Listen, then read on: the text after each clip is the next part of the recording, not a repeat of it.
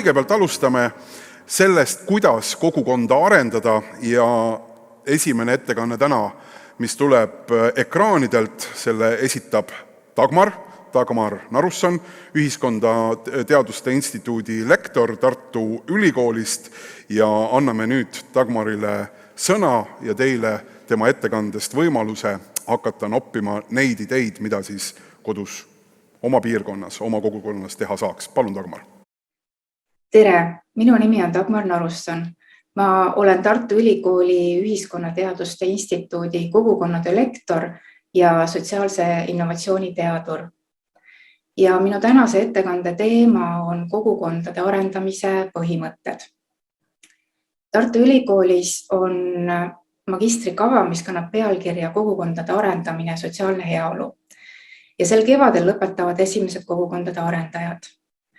Sellel magistrikaval me lähtume kogukondade arendamise valdkonna nüüdisaegsetest põhimõtetest ja neid ma annan lühidalt edasi ka siin ettekandes. Veel ütlen ma enda kohta, et ma olen avatud dialoogi praktik, olen õppinud avatud dialoogi rakendajaks ja oma ettekande lõpupoole ma peatun ka avatud dialoogi põhimõtetel.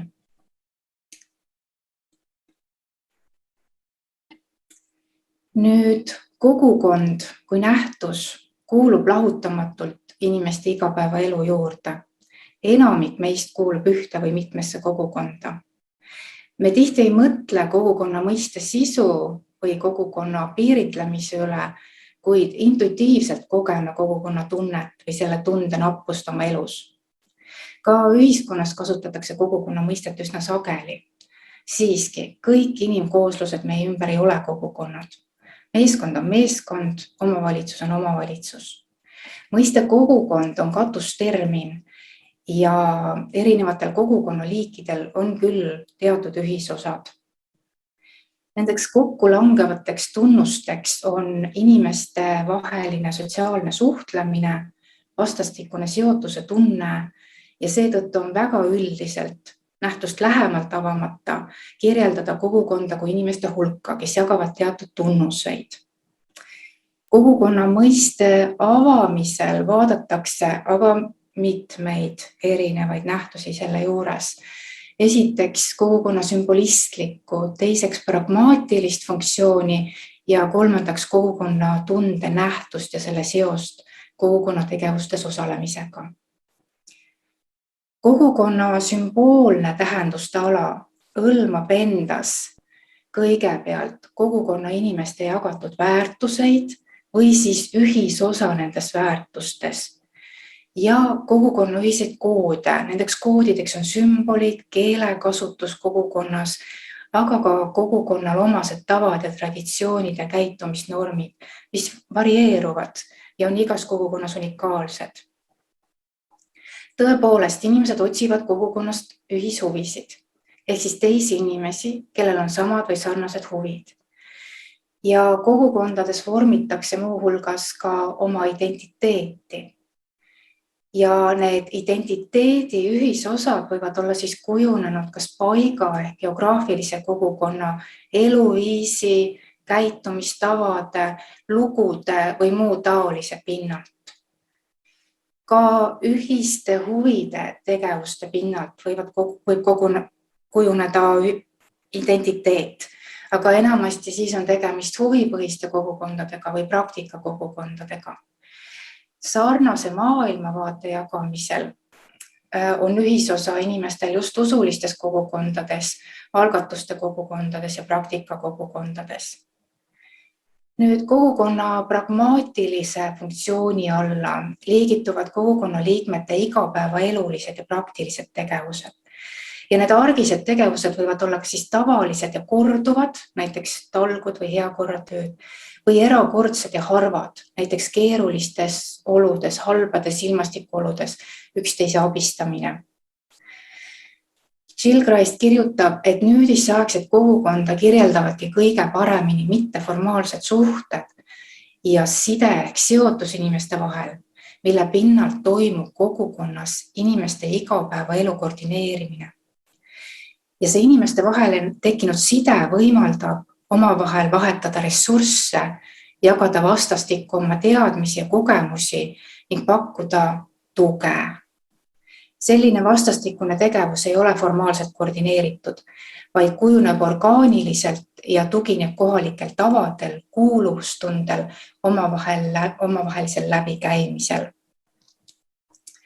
Paigaga seotud kogukondades ehk geograafilistes kogukondades, mida võib nimetada ka naabruskondadeks, võimaldab selline vastastikkus osutada üksteisele abi kas siis majapidamistöödes, toidu, elukoha või transpordiga seotud asjades või siis lastega seotud küsimustes ja ka paljudes muudes asjades. Need nii-öelda vahetuse mustrid ja nende pinnalt tekkinud omavaheline seotus ei ole formaalselt juhitavad ja see ongi tegelikult tore. Vastastikkus ja ootused mängivad selles samavõrd olulist rolli kui pikaajalised tavad ja praktikad. Samuti on sellel lepinguteta vastastikuses teenete osutamises olulised kogukonnale omased sotsiaalsed rollid ja peredes välja kujunenud rollid ja ka inimeste huvid ja eelistused ja ka kohaliku paiga ruumiline, miljööline eripära, kokkupuutumine ja ka kogunemist võimaldavate paikade olemasolu, nii-öelda tere tulemast paikade olemasolu. Räägin kogukonna tunde kontseptsioonist. Kogukonna tähendus on selle liikmete jaoks tugevasti seotud kogukonna tundega ja kogukonna tunde kontseptsioon on kogukonna psühholoogia keskne teema ja see väljendub siis kogukonna liikmete tunnetuslikul kogemusel kogukonda kuulumisest ja kogukonna elust. Üks aruteludest, mis kogukonna mõiste ümber käib, on see, et akadeemilises vaates kogukonna defineerimisel, kogukonna tunde defineerimisel tuleks olla väga ettevaatlik.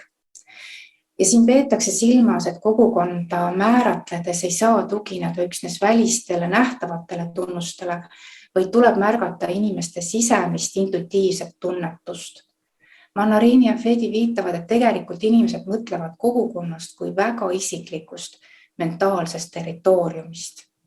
See tähendab seda, et ka ühes ja samas kogukonnas iga inimene tajub kogukonna vaimset maastikku erinevalt. See tunnetus põhineb reaalsel isiklikul kogemusel just selles osas, et milline on vastastikune toetussuhete võrgustikus ja kuidas on konkreetsele inimesele kätte saadav. Kogukonna tunde üks komponent on kuuluvus. Ja kuuluvus väljendub omavaheliste sotsiaalsete sidemete kaudu kujundatavates normides, reeglites, huvides, ideaalides. Teine komponent on emotsionaalne seotus ja see väljendub siis vastastikuses usalduses ja meie tundes. Nüüd kogukonna tunne ja osalemise määr ehk siis inimese aktiivsus kogukonnas on väga keerukas seoses.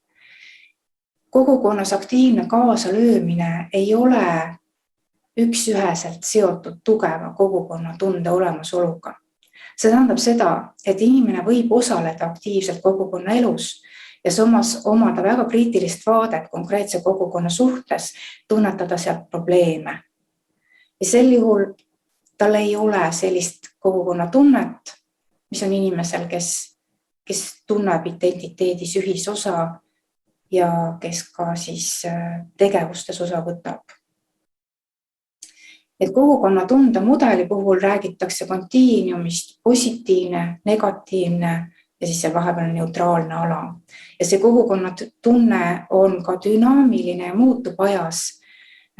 Seetõttu ei saa, ja võib-olla polegi mõtet küsida inimeselt, et missugune sinu tunnetus hetkel on, sest see võib olla järgmisel päeval või järgmisel kuul hoopis teistsugune. Ja kogukonna tunde juures olulisem on hoopis siis see jagatud narratiiv kogukonnast, ehk siis see lugu, mida inimesed üksteisele räägivad, et millised me oleme. Nüüd kogukonnad ja muutuv maailm Kogukonnad ise ja kogukondadega kaasas käivad nähtused muutuvad ajas. Sellised üleilmsed muutused, mida me märkame praegu nagu sõdade, kliimamuutuse, globaalse meedia, elupaikade hävimise, odavate liikumisvõimaluse, aga ka avatud majanduse ja teiste muutuste nagu COVID-19 kontekstis, kõik muutub. Ja kogukondades toimuvatest muutusest rääkisid sotsioloogid tegelikult ka 18–19 sajandil, olid mures siis. Ja Tönnies ja Durkheim kirjeldavad, et kuidas traditsioonilised paikkonnaga seotud kogukonnad maapiirkondades asenduvad uute fragmenteeritumate kogukondadega linnas, kuna tööstus tõmbab inimesi maalt linna tööle.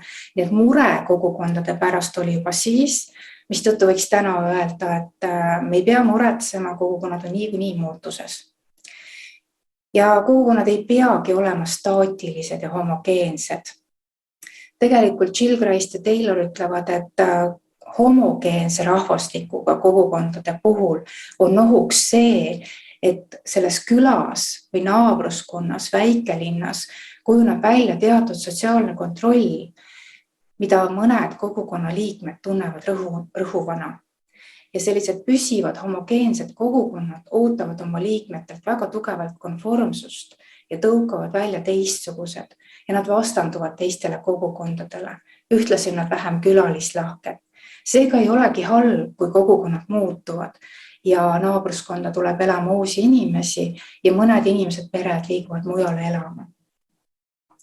Sest liiga tugev seotus kogukonnas soodustab diskrimineerimist ja konservatiivsust, soosib stagnatsiooni ja vastuseisu muutustele. Jah, muutused võivad tekitada küll segadust, viia kogukonna väikesesse või suuremasse kaosesse, kuid samas annavad muudatused kogukonnas põhjuse kogukonnal uuesti läbi mõelda, mis on nende põhiväärtused ja traditsioonid, millest nad tahavad kinni hoida, mis on ühistegevused, mis on väärtust loovad ka täna, milline on vastastikkus ja muutustega toimetulemise viisid ja nende toimetulemise viiside tähendus liikmete jaoks. Nii et kaosest saab kogukond liikuda edasi uude korda ja uus kord ehk uus struktuur võib aidata kogukonna liikmetel palju paremini hakkama saada igapäevaelus ja kogukonna suhetes, sest et ta arvestab ambivalentsuse, ebakindluse ja globaalsete muutustega palju dünaamilisemalt. Nii et kogukonnad on komplekssed, sotsiaalsed keskkonnad oma voolavate, muutuvate suhete võrgustikega, mis loovust ja innovaatilisi lahendusi katsetades suudavad hea tahtmise korral üllatuslikke lahendusi leida. Ja kogukondadega tegelejad, kogukondade arendajad peavad meeles hoidma, et väikesed juhtumised võivad valla päästa küll väga suuri sündmusi, nii et neid peaks nagu jälgima. Ja nendel väikestel sündmustele võib olla etteaimamatu kulg ja neid võib olla keeruline kontrollida. Nüüd kogukondade liikidest rääkides. Algselt keskenduti kogukonna uurimistöödes just kindla paiga, piirkonna, näiteks küla, väikese linna osa või saare elanike identiteedi, väärtuste, kogukonna elu kujundavate traditsioonide või rituaalide, käitumistavade, igapäevaelu rutiini, vastastikkuse, aga solidaarsuse ja koostöö uurimisele ka. Ja geograafilised kogukonnad on olulised tänapäeval, täpselt samamoodi, aga inimeste elu ei pruugi enam olla samal viisil sõltuvuses geograafilise kogukonna kuulumise määraga kui varem. Seotus võib olla nõrgem, põgusam ja inimene võib olla vähem sõltuvuses oma paiga kogukonna mõjudest. Geograafiliste kogukondade kõrval on olemas ankurorganisatsioonid naabruskondades ja ankurorganisatsioonidel on võimaluse võime kujundada enda ümber ankurkogukonnad. Kogukonna ankrute mõiste on tulnud kogukondade arenduse valdkonna erialakirjandusse tugevamalt sisse just käesoleval sajandil. Ja seda võiks seletada asjaoluga, et mõned geograafilised ehk traditsioonilised kogukonnad ongi muutuses ja vajavad uusi pidepunkte. ja nende ankrute all peetakse nüüd silmas just organisatsioone, millel on pikaajaline asukoht, investeering sellesse asukohta. Neil on kinnisvara, infrastruktuur, vahendid ja nad on majandusüksus. Nad on tööandjaks siis suhteliselt suurele hulgale inimestele. Ja ankrutel on ka usaldusväärsus, etteennustatavus, missioon. Korraks võime vaadata neid punkte järgmiselt slaidilt.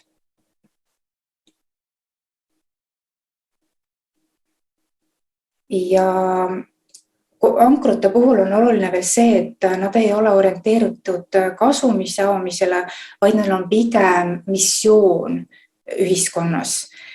Ja nende töötajaskond on haritud, kes siis oma põhitegevuse kõrvalt võib tegeleda kohaliku unikaalse teadmise, kogumise ja hoidmisega. Ja ankurorganisatsioonid loovad kogukonnas turvatunnet läbi oma tegevuse. Nüüd, kes võivad olla siis ankurorganisatsioonideks? Ankurorganisatsioonideks saavad tavapäraselt olla ka siis ülikoolid, koolid, muuseumid, raamatukogud, rahvamajad, kultuurimajad, kogukonnakeskused, aga ka kirikud, kogudused. Ehk siis hooned ja organisatsioonid, mis on püsivad ja millel on inimeste jaoks tähendus ja mis on mõnes mõttes nagu maamärgid paigale.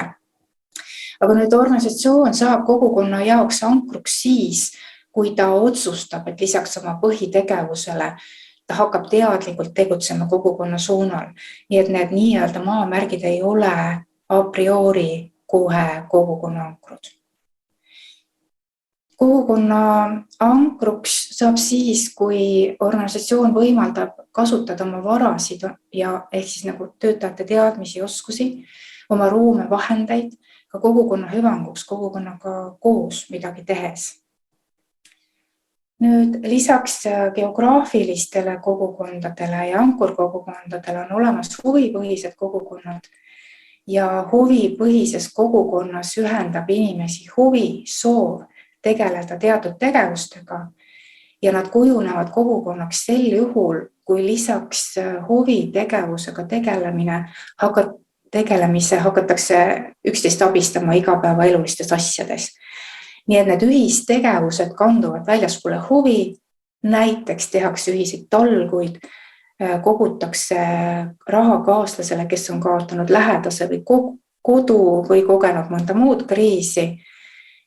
Ja huvipõhise kogukonna juures tulebki silmas pidada, et selleks ühendavaks ei ole emotsionaalne seotus paigaga, vaid pigem huviga ja kuulumise tunne. Jah, sellel harrastamise kohal võib olla küll tähtsus, aga need harrastamise kohad võivad varieeruda. Nüüd rahvuspõhised või kultuurikogukonnad, neil on väga suur osa jagatud identiteedil.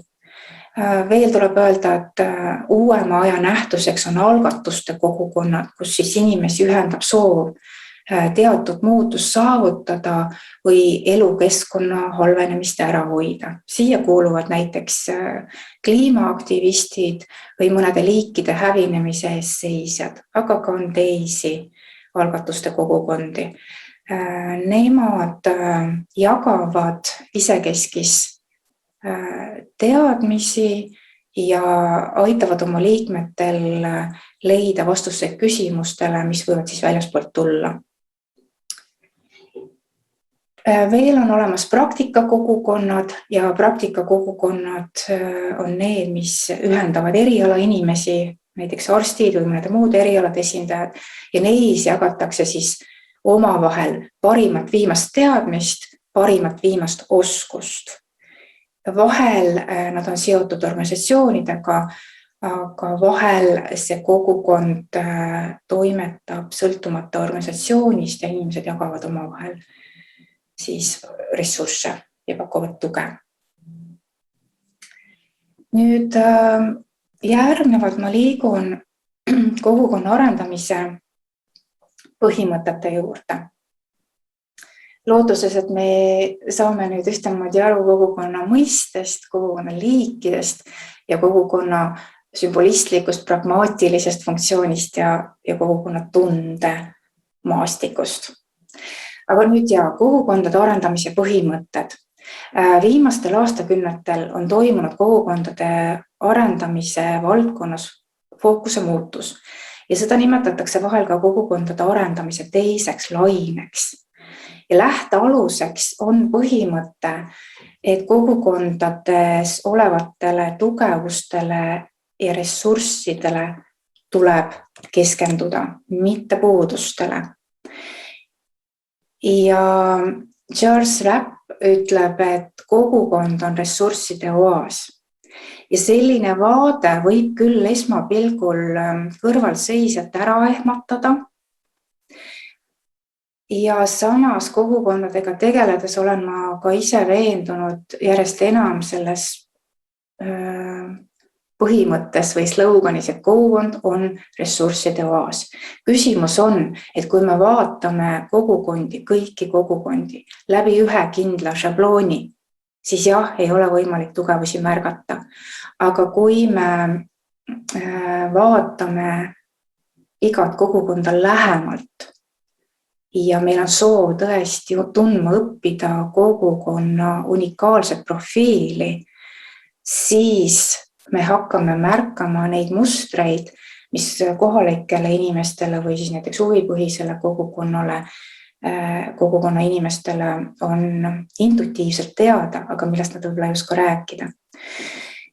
Nüüd kogukondades sotsiaalsete muutuste algatamisele on ka 4 erinevat perspektiivi. Ja see on nüüd üks nendest põhimõtetest, et kogukonnaga tegeleja, kogukonna arendaja, aga ka kogukonnas sees olev eestvedaja võiks nagu vaadata, et mis on tema lähtealus. Need 4 erinevat perspektiivi, et ma lähen liikuma siit pildilt vasakult ülevalt. Ja see esimene on direktiivne, autoritaarne ja see täidab distantsil olevate ekspertide vajadusi. Ja need eksperdid arvavad, et midagi on halvasti, valesti ja need eksperdid tulevad parandama või ravima. Aga see on nüüd kõrvalseisja vaade. Nüüd järgmisel pildil on vähemal määral, kuid siiski peale sunnitud muutus. Siin on tõukejõuks hea kavatsus, kuid siiski see vaade lähtub sellest, et otsib professionaalide ja valdkonna ekspertide silmis parimat lahendust. Et kõrvalseis ja professionaal hea kavatsusega arvab, et midagi peab ette võtma. 3. on koos tegemine ja see otsib muutmise võimalust võrdsemal positsioonil ja siin on tunnuseks vastastikkus. Teeme koos. Aga nüüd see 4. See 4 läheb kokku nüüd tänase vaatega kogukondade arendamises ja siin pildil te näete nagu kõrvalt tulijat justkui ei olegi. Siin on kogukonna muutuse arhitektideks ja kogukonna kujundajateks kogukonna inimesed ise. Nad juhivad ise protsesse ja kogukonna arendaja oma tööriistakastiga, oma teadmiste ja oskustega on nende käsutuses, aga ta ei pea olema pildil. See ei ole tema soolo ja see ei ole tema projekt. See on kogukonna enda idee, mida nad tahavad ette võtta, kuidas nad tahavad muutuda ja edasi liikuda. Ja nüüd kogukonna arenduses mulle väga meeldib Gilchrist ja Taylori raamatus välja toodud ütlus, et tõsta esile mu tugevused ja mu nõrkused kaovad. Ja see on väga vana kogukonna tarkus. Ja see on ka ABCD mudeli aluseks. ABCD on akronüüm, tuleb ingliskeelsest fraasist Asset-Based Community Development. Ja ta rõhutabki varade, ressursside, tugevuste otsimist kogukondades ja see mudel on olnud arenduses paar aastakümmet ja siin on juures ka tööriistakast ehk siis lähemalt kogukonna profiili koostamise tööriistad. Aga nüüd selle aluseks on teatud põhimõtted ja nendel ma nüüd peatun, et kõigepealt avastuslikkus ja õppimise reflekteerimise teekond.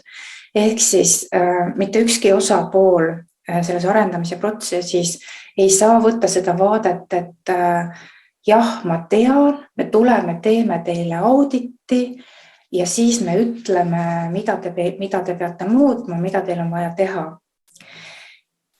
Vastupidi, siin on see vaade, et avastame, mis selles kogukonnas olemas on. Keegi ei ole nii-öelda selle produkti või tulemissaaja, vaid me avastame koos ja see, kes avastab, see ka rakendab. Ja see on üks õppimise, reflekteerimise teekond, sest iga kogukond on täiesti unikaalne, teda tulebki vaadata unikaalsena, sest inimesed kogukonnas on unikaalsed. Ja niipea, kui me selle ära unustame, kaob ka see avastuslikkuse ja tähelepanelikkuse perspektiiv ära.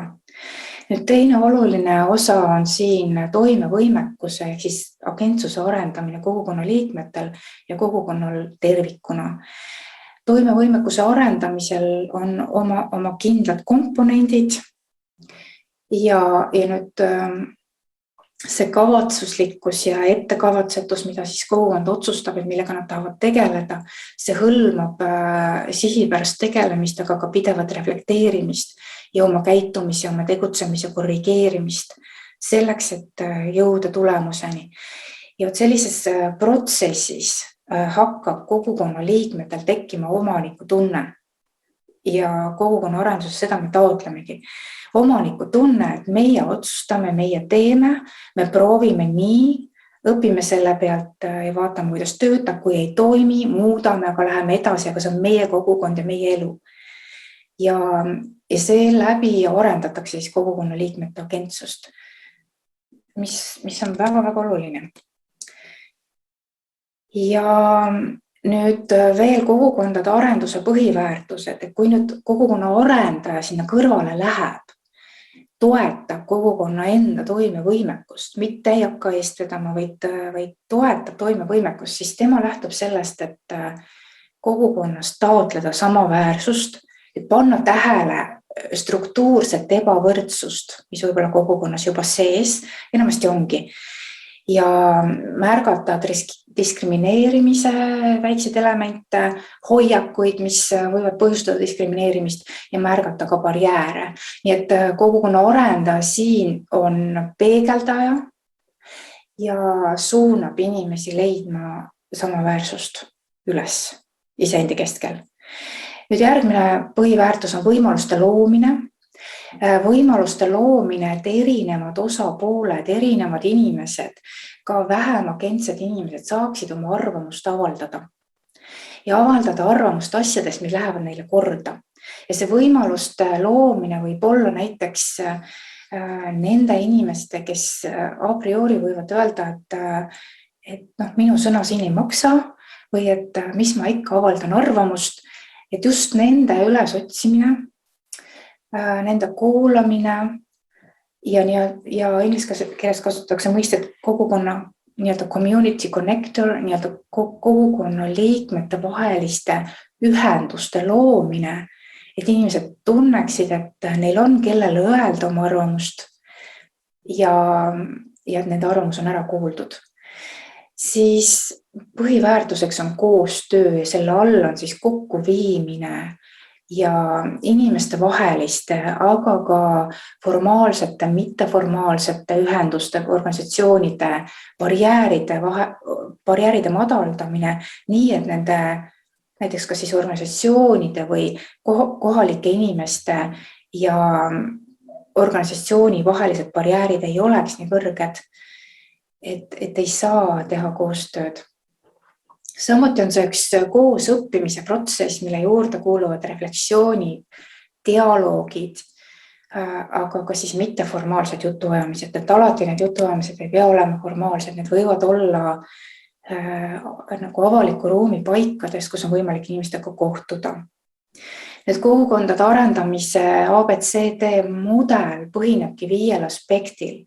Nüüd küll mõnes mõttes kordan neid asju, mis ma eelnevalt ütlesin, aga Russell Cormack toob need pildile, nii-öelda ühele pildile ja ütleb, et need on, mida me silmas siis peame pidama, kogukonna kujundamine inimeste endi initsiatiivil, et sisemisest soovist lähtub, et see kavatsus tuleb kogukonnast seest, et ta on altpoolt üles liikuv, et ta on suhetel orienteeritud, ehk siis kõike vaadatakse suhete kontekstis ja läbi kogukondlike suhete.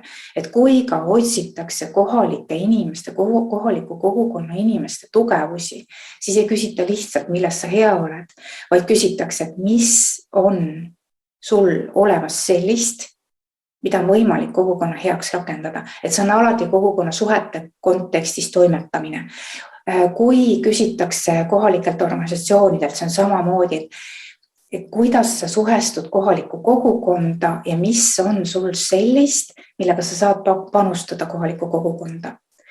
Nii, keskmes fookuses on tugevused ja varad. See ei tähenda seda, et me pigistame kinni silma raskuste või takistuste ees või puuduste eest. Ei, need on olemas, me teadvustame, aga edasi minek on võimalik tugevuste rajal. Siis keskendub paikkonnale, muutuste ettevõtmise koht on alati see kohalik kogukond. Kui see on geograafiline kogukond, siis geograafiline kogukond. Kui see on ankur ümber kogukond, siis ankur ja tema kogukond. Kui see on huvipõhine kogukond, jälle see huvipõhine kooslus, seal on muutuste tegemise koht. Ja ta keskendub osalusele. See baasuskumus on, et absoluutselt igal ühel, ükskõik mis vanuses, ükskõik millise terviseolukorraga või ka kriisis olles, et tegelikult igal ühel on võimalik panustada. Aga nüüd küsimus on selles, et see miski tuleb üles leida, et seda tuleb produktiivselt rakendada. Et ka eakad, kui nende trajektoor võib olla väiksem või ei saa teatud asju teha oma terviseolukorra tõttu, siiski nad võivad teha väikseid asju. Telefonikõne naabruskonnas kellegile, sünnipäeva kaart kogukonna liikmele. Need võivad olla pealt näha väiksed asjad, aga need loovad struktuuri kogukonnas siis inimeste vahel. Nüüd see tööriist, kuidas siis toimetada alustuseks, ongi siis küsimustel ja nende küsimuste esitamise viisil, et me saame küsida, et mis on kogukonna tugevused ja ressursid, mida me kõige rohkem hindame meie kogukonnas, millal oli kogukonna parim, toredaim aeg ja sealt üles otsida need komponendid, mida inimesed hindavad. Ja ka, mis on meie kogukonna essents, mis teeb ta unikaalseks, versus need konventsionaalsed küsimused, mis meil edasi ei aita. Ma olen need siin slaidil ära toonud, aga neid kõrvutatakse ja näidatakse, et pigem neid tugevustele orienteeritud küsimusi tuleks küsida. Nüüd kogukonna profiili koostamine on üks tööriistadest, kus siis näiteks kogukonna arendaja või ka siis ükskõik, kes teine spetsialist, kes on ära õppinud ABCD profiili koostamise, saab olla kogukonnale abiks, et peegeldada neile seda kõike, mis on juba olemas, millega saab edasi liikuda. Kõigepealt profiili osaks on inimesed, ehk siis kogukonna inimesed, nende teadmised, oskused, andekused, aga ka soovid, kirg, püüdlus, et alati selles püüdluses soovis edasi liikuda on emotsionaalne energia sees ja see on juba iseenesest tugevus.